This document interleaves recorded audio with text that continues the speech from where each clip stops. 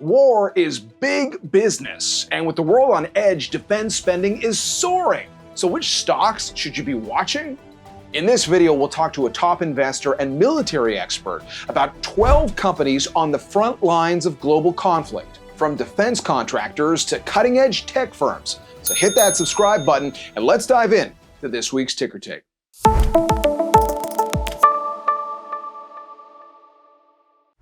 Okay, John, we asked our Ticker Take audience what they wanted a video on, and you said defense stocks. Yeah, that makes a lot of sense, Caroline. I mean, with geopolitical tensions around the world, defense stocks have been one of the most talked about investing areas of 2025. But at the same time, these businesses are not as well understood as, say, an Amazon or an Apple. That's very true. And that's the reason why we wanted to bring in someone who understands military matters, but also the story of investing, which is why we decided to talk to Jeff Hull. He's a senior financial advisor at Manulife Wealth. And aside from being an incredibly successful investor, he has a deep background and knowledge in areas like national security. Okay, let's bring in Jeff.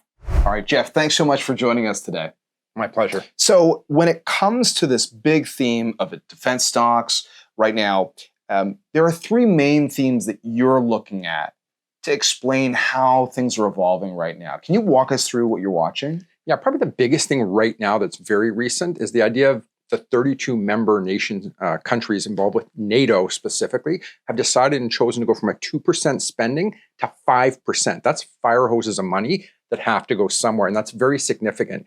And again, that's the gross domestic product of a country, 2% going to 5%. And the reason that's so important is that nations have to be at their readiness. So when you're investing, it's not a membership dues, it's really just investing in yourself for self-readiness. So one day if you ever get that 911 call, you're ready to go to help your other NATO countries. Okay, so one of the big themes you're watching is NATO spending going up. Another you're watching is the rebuild tied to Ukraine. How come? Yeah, Ukraine's obviously the main hub right now and focus for a lot of the military and NATO support of Ukraine as an example. So there's a lot of spending going to Ukraine, but at some point the war's got to end. And when that happens, it's going to be one of the biggest reconstruction projects in the world. But this is what people are actually missing. Before you can even get to the rebuild, you have to get to the environmental cleanup. There's been millions and millions of rounds of lead ammunition shot everywhere. It's in farmer fields, it's in streams, aquifers, wells, polluting. So you got to clean all that stuff up, and you can't pick it up with a magnet. So it's very difficult. But before it's safe to even get to the environmental cleanup, you got to demine the entire country. It's now the most mined country in the world, and Russia uses ceramic mines, so you can't pick it up with metal detectors. But also there's thousands of old rounds of ammunition and artillery that's unexploded that landed, that's still viable and dangerous. You also have a lot of these like mini tiny drones that people like dangled a grenade off up to hit a tank, and maybe it hit it on an angle. Now it's flipped over in a farmer's field, dormant, but it's still active. 3 years from now, when grass has grown over it, and some poor farmer's there with his John Deere driving along, is going to hit this thing. So you have to basically take all the explosives and get rid of them across the country to even make it safe to get to the cleanup, to then therefore move on to the construction. So a lot of work has to go into this to get it across the finish line. Okay, so you've talked about NATO spending, you've talked about the situation in Ukraine. A third theme that's important when you're thinking about the defense story right now? That would be critical minerals, also known as rare earths. You hear a lot about that. I don't think people can really appreciate just how much of that is in our daily lives. Today, right now, we're talking on magnets. People watching us today are listening on magnets within their speaker systems, as an example. Magnets help start a car. They're in MRI machines, but most importantly, they're in defense products, kind of like the F-35 fighter jet, as an example. And the strange thing is, China controls well over 90% of most of the critical minerals in the world to make all that stuff. So for national security, a lot of these countries have to step up and find critical minerals within their own footprint. Which is why people are looking at a whole range of stocks, including MP Materials as an example. So those are the three main themes you're watching. But the other reason we wanted to talk to you is because technology is very quickly leading to an evolution with warfare. And you've looked at a number of different areas of technology to try to explain to people the defense sector. Can you tell us a little bit more about what you've been doing? Yeah, so one of the things that we look at as areas to invest that are kind of interesting, there's kind of 6 sacred themes I kind of look at. The first is cyber. Now, cyber is important because literally that's a form of warfare that's going on all the time. Years and years ago, people fought wars with bullets. Now they fight it with bytes of code as an example. In yesteryears, decades ago, a nation state might hire a spy to hop a wall, break into an office, take a picture, steal a file. Well, now someone in another country in a Starbucks can steal the whole file room. So cyber is really key to the future. One of the other areas is space. That's actually high ground. That's where you have the eyes on the earth to see what's actually going on and all the communication of GPS, etc. So space is another category. The newer area is artificial intelligence. The idea of AI supporting humans to make better, faster decisions and overlaying over defense. And keep in mind, military defense is really offense as well. Then you got quantum computing. That would be another key area people need to focus on. Still early on quantum, but there are a lot of interesting companies there. But quantum is basically taking today's computing and making it 1,000,000 times faster. Ultimately, in the next 7 to 15 years, whoever perfects quantum computing, whatever nation state, is going to be kind of the new controller of the world's most dominant military. For that. And then the last couple ones that are kind of interesting, you have what I call drone swarming. New phenomenon that it basically came out of the Ukraine-Russia war, where someone sends kamikaze drones, one-use drones. Some of them are even plywood, very inexpensive. Instead of sending one drone, you send 30 to attack something. So instead of one mosquito, it's like 30 mosquitoes come at you at once. It's hard to defend against that. So drone swarming, where even someone in Ukraine can make a drone for $200 and take out a $6 to $12 million tank. So it's really changed warfare. The last one, and most important, alliances. What kind of alliance is someone part of? Are they part of the 32 member countries of NATO, governed by Article 5, which is an attack on one, is an attack on all, which means it's a bench-clearing brawl. You attack a NATO member, the other 31 of the 32 are coming. Or is it an alliance over with China, North Korea, Russia, Iran as an example? So who are the alliances and who's going to come and help you in your time of need? So with all of what you've said, which really paints the landscape for us, when it comes to the stocks that are at the center of this story, they seem to fall into different buckets. How would you bucket these different defense companies in terms of who is involved with what? Right. So aerospace and defense, and obviously offense, is really kind of 3 areas. You got something I call pure plays. Pure plays are companies that dominantly or entirely are involved with military only, as an example. The next would be a blend where a company has a military division, does aerospace, defense, offense, etc., but also deals with consumer products and other areas. So they're a bit of a blend of a company. And I think the third one is really stealth hybrids. Those companies that are in an industry that people might recognize are usually massive dominant companies that are monopolies or duopolies, but happen to have their hand a little bit into the defense and aerospace industry as an example, but it's not their dominant area. Okay. Well, against that backdrop, we want to give people an opportunity to learn about a dozen companies in the defense world, and we'll get into those right now. But first, a friendly reminder, this is not financial advice. Starting with pure play stocks, stock number 1, Elbit Systems. Well, this stock has had a huge run this year, and Jeff, it doesn't have a lot of traditional coverage on Wall Street, and the analysts who cover it right now, in part because of the run-up, are on the sidelines. But tell us more about what this business is all about. Elbit Systems, interesting company, an Israeli company. It's most known for their drones for all of the allies, and a bit unusual as a defense contractor. If you look at all their customer base by country, very spread out, where most of the defense contractors' biggest clientele is always America. In their case, it's very well spread out around the globe. But they do a lot of interesting things as well. They're involved in everything from space, different aquatic military activities, but most they're known for as well as the F-35 fighter jet helmet, which houses the computer for part of the actual F-35 fighter jet with a heads-up display that's unique to that person. They originally sold for $1 million a helmet. Now they're about $400,000 per helmet, but helps run that fighter jet.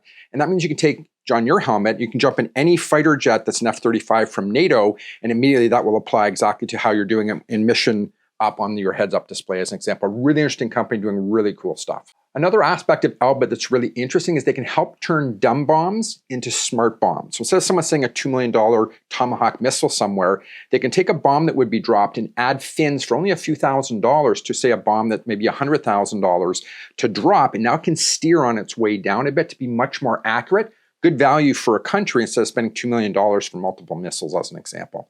So good for everybody. Stock number 2, Rhine Metal. Well, this is the German juggernaut, and Jeff, a top performer on the DAX in Germany this year. Even with the big move, it's still recommended by at least 80% of the analysts who cover the company. Tell us more about this business. An interesting business, and they're actually helping with anti-drone swarming, which is obviously that new phenomenon that started out of the Ukraine-Russia war, where they almost have combined the old-fashioned Gatling gun with an AI overlay for new weapons that can shoot hundreds of rounds a second into the air with AI to get maybe drones that are swarming an individual target and just shred everything in the air, as an example. Very interesting.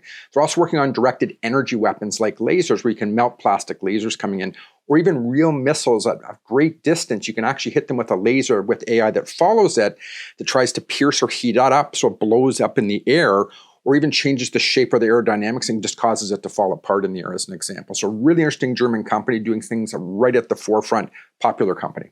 Stock number 3, Leonardo DRS. Also a stock that's had a big run this year, and also a name that is still liked by a lot of Wall Street. Jeff, more than 3/4 of the analysts who cover it are still recommending it. Again, give us the breakdown on what this business is all about. Right. So Leonardo DRS is the American division under its parent company, Leonardo, out of Italy.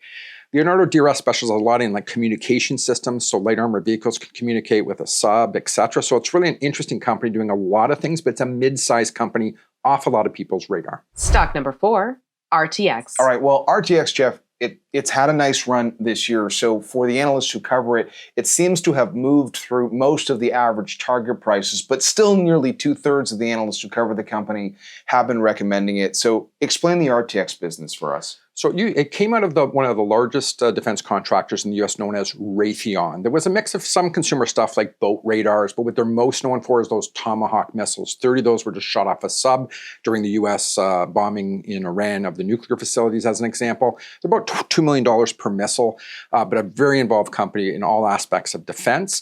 Then they actually decided to move away some of their consumer products divisions and actually merged with another company called UTX that actually did a lot of different things. They had an aerospace division, but they also owned Otis elevators and escalators, a dominant business there. They owned Carrier air conditionings and HVAC systems. So they actually spun out the consumer divisions, kept the aerospace, and then merged it with Raytheon to form RTX. Interesting company and doing a lot of interesting things in the defense space.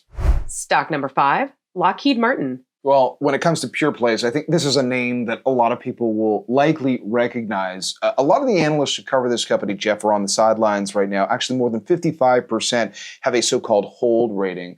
But in terms of the actual business, even though people know the name, what's the business all about? So Lockheed Martin is kind of interesting. It's actually the most pure play you can get. It's about 97% military defense and offense as a company, almost nothing to do with consumers. Interesting business, one of the biggest in the world, gets a lot of government contracts, which also kind of makes it recession-proof, and it has massive backlogs as an example. But what they're most known for is the F-35 fighter jet as an example. Now, when you talk about backlogs, can you explain why that's also an important part of the business?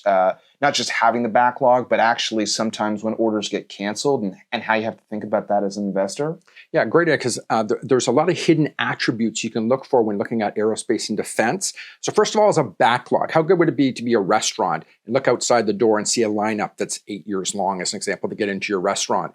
So a lot of these contracts, whether you're building a Tomahawk missile, an F-35 fighter jet, or a submarine might not come for 12 years, right? So you get these long government contracts, but you can see the backlogs as countries line up, especially right now with NATO going from 2 to 5%. Everyone's putting orders in at the same time. We can't just pop out submarines off a assembly line, as an example. So having a backlog is a good look at the health of a business to know kind of what's coming, and it makes things a lot more predictable for that business, as an example. But the really interesting one you mentioned is break fees. This is a hidden one that most people don't know about. And I can use a Canadian example here for you. So the F-35 fighter jet, the Americans obviously came out with this with Lockheed Martin. Second up to bat was Prime Minister Harper in Canada that ordered it. So we were second in line. Prime Minister Trudeau was brought into office, and all of a sudden he canceled the entire deal with Lockheed Martin. While you don't really lose your deposit, there's often a break fee or a breakup fee or penalty when you're canceling a contract. Some of these can go as high as 50%. So in actuality, for Lockheed, it was almost better Canada originally canceled their deal, because if you're going to make a massive sum of money versus your margin of 3 to 6% on a fighter jet, break fees are a good way to protect yourself and insulate your business that way. So break fees, interesting thing for people to look into and delve a little bit deeper. Stock number 6, Northrop Grumman. Okay, so Jeff, this is our final pure play in the defense aerospace area. Like Lockheed Martin, on average on Wall Street, analysts are in wait and see mode in terms of the stock, but in terms of the business, what can you tell us? Very much like Lockheed, it's in everything. It's in space, energy-directed weapons. It's in all kinds of different aspects. It's a massive company, mainly focused on only military. But they're having a challenge that a lot of the American defense contractors are having right now, which is possibly why analysts are a little softer on it, is because now that NATO is going from the 2% spend up to 5%, people would assume that the American companies are going to be flush with cash coming in. But a lot of the Europeans aren't happy with Trump and the kind of bullying he's doing. So they're kind of doing a bit of a subtle flex, and they're buying from each other. So European aerospace and defense is buying from others, France from Italy, Italy's buying from Germany, et cetera, rather than just giving all the money to Trump's America.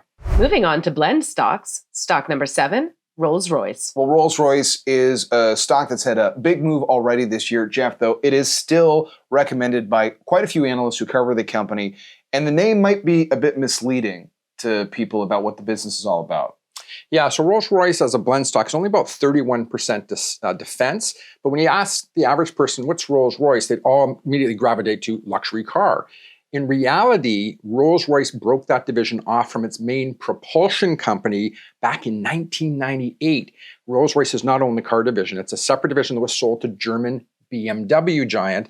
And now all the cars coming off the assembly line since 2003 for Rolls-Royce are actually German BMWs. Rolls-Royce, the real company that's in propulsion, has no longer a hand in anything to do with Rolls-Royce, the actual company itself. Now, in relation to the defense side, which is kind of interesting, as a propulsion company, really what they're well known for is anytime you're on a holiday or traveling on business, which you do all the time, you look out the wing of an airliner and you'll see that engine hanging there off the wing. That's likely a Rolls-Royce engine. They make engines for jet fighters, engines for rockets, as an example. They even do massive engine rooms for mega yachts. So technically, Rolls-Royce is a propulsion company now, nothing to do with luxury cars. Stock number 8, Boeing. Well, this is our final blend company, Jeff, and it's a stock that's done well this year. And it's a stock that remains liked by a lot of the analysts who cover Boeing. And people probably think they know the business of Boeing, but how does it fit into this story of defense and aerospace? It's actually kind of interesting. People don't realize that 47% of their revenue actually comes from military defense and offense spending. People don't really know that. They know it is every time they go on a holiday, they jump on an airliner, and it's usually a Boeing as an example. So their defense area does very well. I'm not a fan of the civil aviation side. It's always riddled with problems and issues along the way, from unions to doors flying off a plane. So for me, I'm not a big fan of Boeing like many others are, but it is a business that is a blend where it's got almost that 50-50 mix, almost specifically 47% in military as an example. Now for the stealth hybrid stocks. Stock number 9, NVIDIA. Well, Jeff, NVIDIA is a stock that's come up a lot on ticker tape. No surprise, given it's at the center of the AI boom, and it remains, after the run-up, still a very well-liked stock on Wall Street. But tell us about the connection to this whole defense story that we've been talking about today. Yeah, NVIDIA is a great and interesting story. I've been thumping the drum on in the media on NVIDIA for 14 years. It is literally the dance partner of almost everybody. You take the Fortune 500, whether it's in defense and other thing, almost all of them, their dance partner, NVIDIA. Incredible company. On the data center side, their two biggest customers are Meta, formerly known as Facebook, and Microsoft, but also Google, Amazon, Tesla. You can go down the whole parade of a client list. It's the who's who of everybody. Everybody wants NVIDIA as their dance partner. It's an incredible business, but also in the AI race, they're literally the backbone of AI. They have over an 80% global market share, whether it's in defense or other areas. And again, it's so dominant, they're literally the backbone in the nervous system for all of AI. As an example, it's an incredible business, and I can't say enough good things about NVIDIA as a business, and it can pivot. It's very rare you see a massive company, the biggest now in the world by market cap at over $4 trillion. It has the ability to just pivot in a moment's notice when changes happen, where China is not allowed to ship certain chips into China, as an example from NVIDIA. They find a way to kind of pivot the business and still dominate. And this AI theme that is starting to bleed very quickly into the world of geopolitics, that's where NVIDIA comes into the story in a lot of ways? Yeah, it's tough because nobody wants to be left behind. Everyone's got FOMO, fear of missing out, right? So if all of a sudden Trump's building a 500 billion AI hub in America, the Saudis are going to help with that on there. Then what's going to happen with China as an example? And then DeepSeek came out recently. They're worried about ChatGPT versus DeepSeek. Well, they both run on NVIDIA. Stock number 10, Palantir. Well, here's the thing about Palantir, Jeff. I mean, it's such a commonly talked about stock. There is not a majority of analysts who have been recommending it, but I guess you have to take that with a grain of salt because that was the case for a lot of this year and the stock still had a big run. So that's the stock story. But in terms of what Palantir does, sometimes people ask the question, what actually does Palantir do? It is definitely a stealth hybrid company, and a lot of what they do is actually stealth. So on one side, they're really a company, if you ask me what they do, and it's hard to even explain, it's almost like supercomputers with AI that grind through massive data sets of random information to find patterns, needles in a haystack as an example. And I have a rocket science line that I have on plaques that I keep in my staff's cubicles and offices. It says to increase velocity, reduce drag. So when someone's designing a rocket, to increase velocity, reduce drag. That's really what Palantir's job is, to go into a Fortune 500 company, figure out how can they do more with less? How can they be more efficient at what they do? I'll give you a quick example. Wendy's, the fast food giant, actually has Palantir helping with their Frosty machines as an example. You say, how is that possible? Well, they're there to help in case there's any breakdowns over the web on it, but also what they're doing is it's real-time deliveries based on weather patterns. So in a hot summer, if there's a 1-week heat wave coming, they want to push out more of the product to make the Frosties, but if they see next week or two's weather is looking like a massive rain fest, they might tell them to hold back a bit so there's no spoilage of the product. So just saving them money, being more efficient, making sure deliveries are when they're needed based on when the demand will be there, also based on hot days versus cold. Right. That's the Frosty factor. But for people who are trying to figure out how does it fit into the story of warfare, what should you think about with Palantir? Palantir is one of the few companies that's actually kept Ukraine in the war.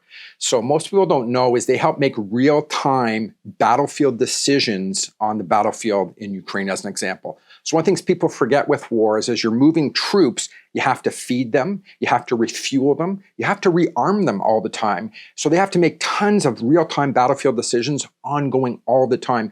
When to send a missile somewhere as an example. They might say, you know, we noticed John's troops, his group is actually going through thousands of rounds of ammunition. He's going to run out in the next 3 days. We can't rearm him for 8. Let him know he's got to slow down how trigger happy his troops are as an example. So it's this constant overlay of constant decisions helped with AI to make real-time fast decisions to get a better outcome, whether it's a corporation or a military. And there has been a lot of references to how Palantir can assist the CIA. Is there any context you can give us on that example as well?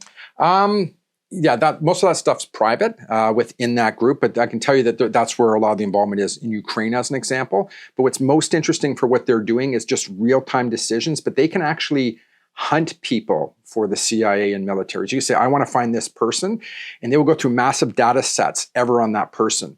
The shows they watch, where they usually charge, do they eat Chinese food or do they like Indian food? And they start to get this random data set where they can, I always joke that if Palantir was around for the Bin Laden days, they would have caught him in 3 minutes. Oh. I joke about that, but it's this idea of taking random non-related data and making common pattern sense of it. And that's really where they're helping things like the CIA. It is really a stealth hybrid company. Stock number 11, Axon Enterprise. Well, Axon is a stock that's been, Jeff, a home run over the long term. It's done very well. It remains liked by about 85% of the analysts who cover it on Wall Street.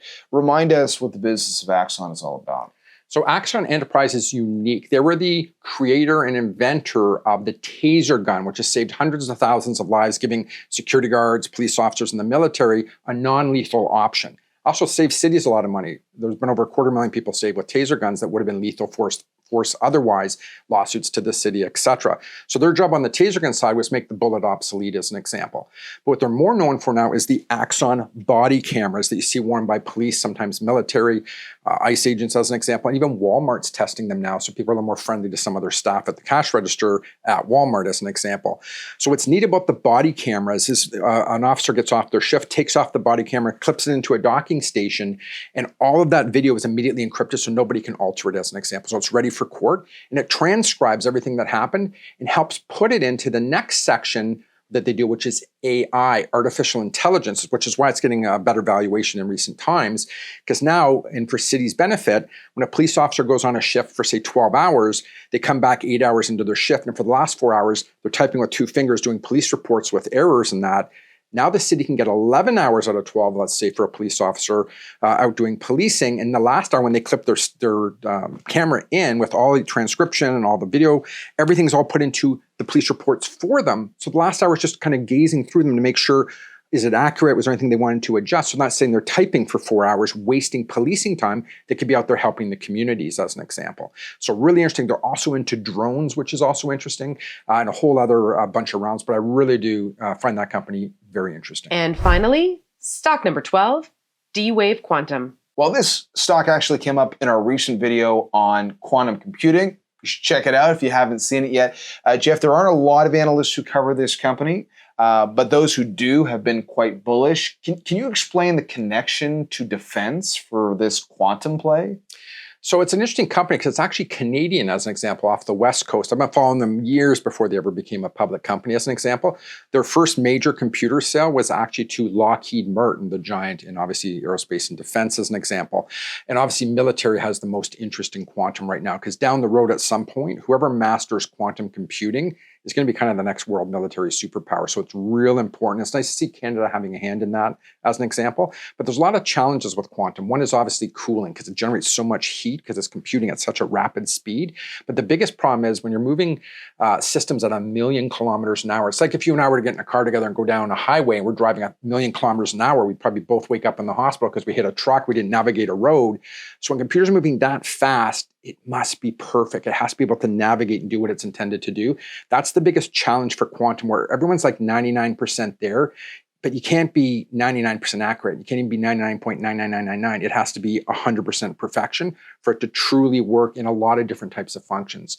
That's the biggest challenge for quantum ahead. All right, so that covers the stealth hybrids, pure plays, and some of the blend companies, and it's really helpful. At the same time, what would be your message to people to keep in mind if they're looking at defense companies or investing in defense companies?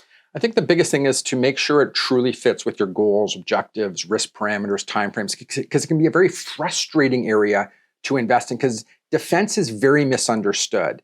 If you ask the average person what a defense contractor is, they think they make decks and fences, as an example. So they don't really know what a defense contractor is. And it's not very well followed, even by the media or sometimes even by analysts. So there's not a lot of information. So I think the biggest frustration for people is sometimes you have a huge win, or even like the recent announcement of NATO as a collective of 32 countries going to go from 2% spending to 5%, which is fire hoses of money. You think all the stocks would go up, but you hear crickets.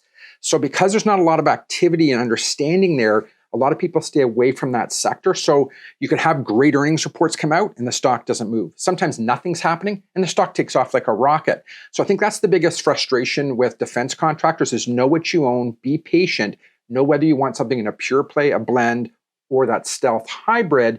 But know that sometimes if you're going right with defense, it's like being on a roller coaster with a blindfold. All right, a lot to consider there, Jeff. Hey, thanks a lot. We really appreciate it. My pleasure. All right, that's our ticker take video on defense stocks to watch. Our thanks to Jeff Hull for participating today. And our thanks to you. We recently hit 16,000 subscribers, and we can't thank you enough for being here. And if you haven't subscribed already, what are you waiting for? Hit that subscribe button so you don't miss our next investing video. Yeah, help us reach our goal this year of 25,000 subscribers. And by the way, there are all sorts of ways to reach us. You can look for us on TikTok and Instagram and X. And we also have an investing newsletter every week. It's free. You can sign up, just look in the description. Caroline, anything else? No. See you next time.